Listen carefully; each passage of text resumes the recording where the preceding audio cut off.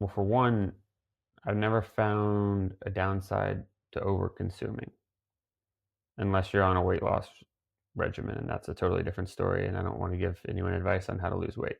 So, assuming you just want max fueling, max performance, the only risk of overfueling is So when you're talking about intaking as many carbs as possible, how did you train your gut to tolerate like that higher carbohydrate intake during your long, whether it's a stage race or 1 day race? I think, yeah,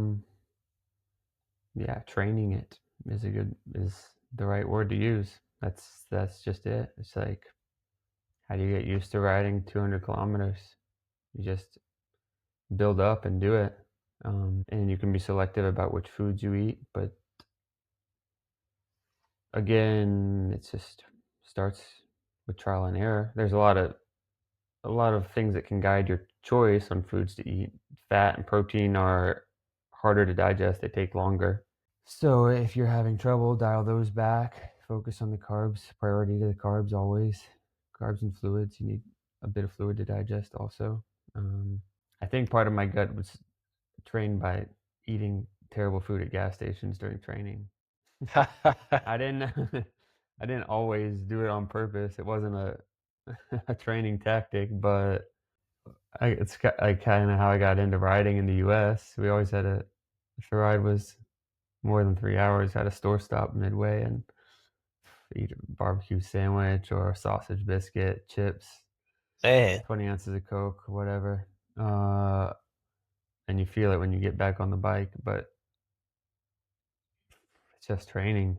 I mean, we're not I wouldn't do it if I had, a set of intervals that was really on the limit of what I was gonna be able to accomplish, then I would focus. I'd give more priority to carbs and doing everything right, but a little bit lower intensity, there's no reason not to push your gut, try new food. Yeah. so to your gas station comment, what was kind of like your favorite guilty pleasure food at the? Because barbecue sandwich, man, I have never even thought of venturing into that territory. It's pretty heavy, pretty Yeah. heavy. Something hot that they make there is always nice. Some gas it just depends where you are. Some gas stations make a few pies per I mean, yeah, these are places are a little bit more than gas stations. They're places like out in the middle of nowhere that people stop by to grab lunch or breakfast. Hunters would go there at 5 a.m. to get a sausage biscuit on their way out. But yeah, if I'm feeling hungry, whatever they make there, usually they have a sausage, egg, and cheese biscuit, or sometimes they make hand pies or big cup of hot liquid if we're training in the winter, if we're talking about like this time of year. And Joey's from Georgia too, if anybody didn't know. So this is food.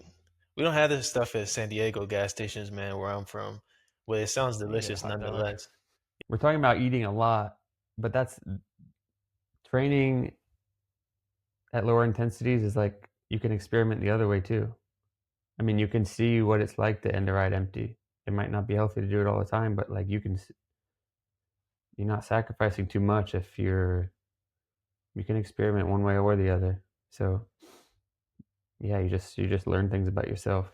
I wouldn't do it, like I said exactly before, if I had really specific important intervals. They were going to be like the hardest ones of the week. Or they were near race effort intensity, something like VO2, 3 or 4 minutes. I wouldn't mess around because Yeah. I want to complete them at a really high quality. But you do spend a lot of time on the bike riding around at various intensities below threshold, and then it's kind of fair game to experiment.